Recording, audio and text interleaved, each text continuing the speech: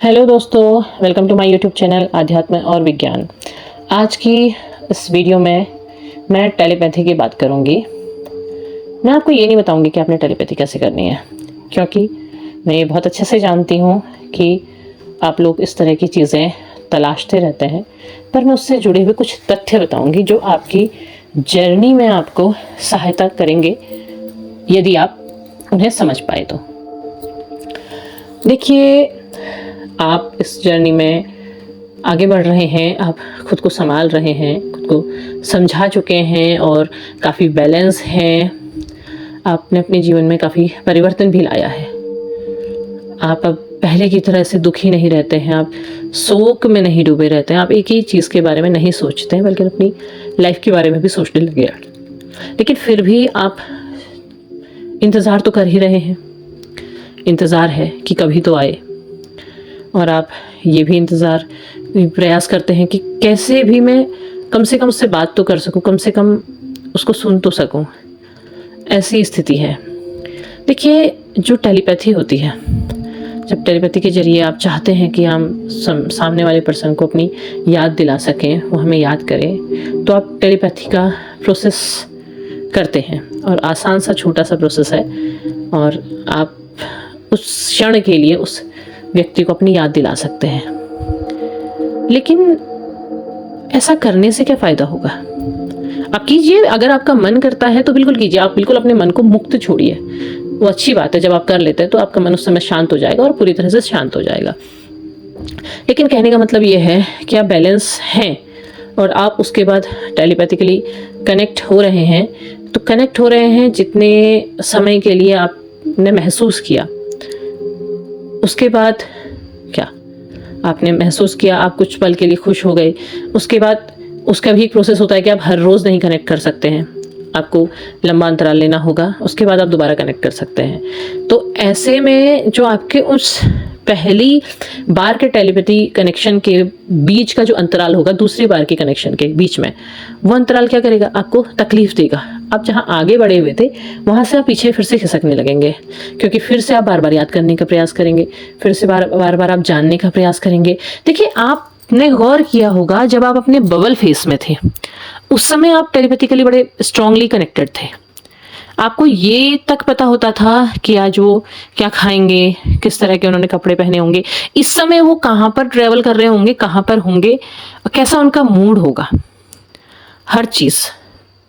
क्यों? क्योंकि वो आपका कनेक्शन ही सोल का था, तो आप टेलीपैथिकली वहाँ पर कनेक्ट हो जा रहे थे।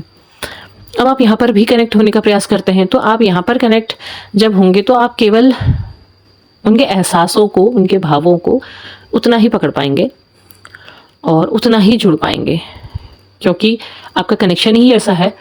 तो इतना आप जुड़ेंगे और आप उतने थोड़ी देर के लिए, कुछ पल होते हैं, उससे ज़्यादा आप नहीं कनेक्ट कर सकते हैं, क्योंकि वो ब्रेन पावर के लिए रॉन्ग, वो गलत होता है और उससे नुकसान होता है। तो जब आप समझ चुके हैं, बैलेंस हैं, तो आप उस एंजाइटी में फिर से क्यों जाना चाहते हैं?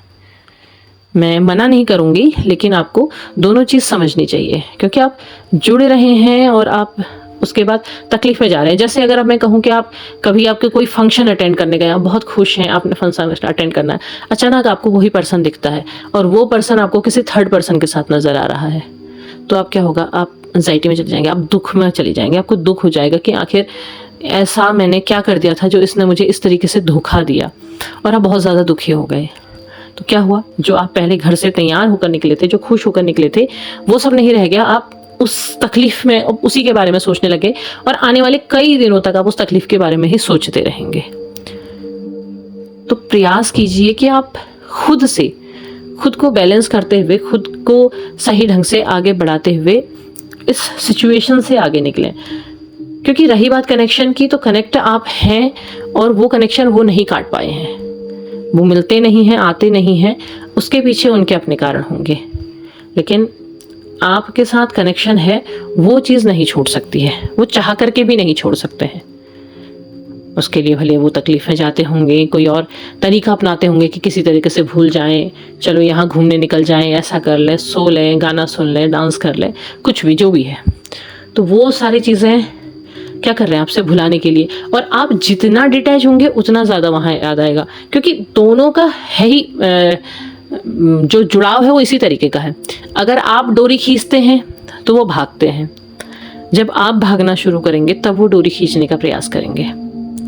तो आप अपनी जो ऊर्जाएं हैं उनको सही तरीके से लगाएं, आप ध्यान करें, आप अपने आप को बिल्कुल शांत बनाएं, आप घूमें फिरें, खुश रहने का प्रयास करें। जब आप ये चीज़ करते हैं तो आपको ज़्यादा फायदा होता है। ज़्यादा आप जो दूर भागने वाले हैं वो आपकी ओर को बढ़ेंगे। ये एक प्रकार से वही है जो जिसे डिटैचमेंट प्रोसेस कहते हैं। डिटैचमेंट में आप कोशिश करते हैं कि क्षण ये हमने याद नहीं करना है, हम हो गया, हम भूल गए, हम फ़ोन में नहीं देख रहे, लेकिन आप बार बार याद कर रहे हैं। तो डिटैचमेंट में समय बहुत लगता है, बहुत लंबा समय लगता है। एक दिन, एक महीने की बात नहीं है, बहुत लंबा समय की बात है।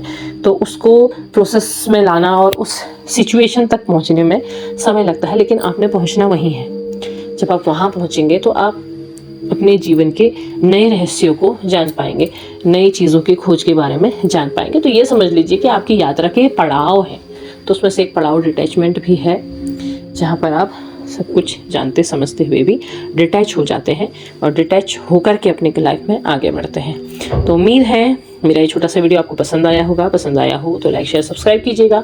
कमेंट बॉक्स में अपने विचार ज़रूर साझा कीजिएगा। तब तक के लिए धन्यवाद।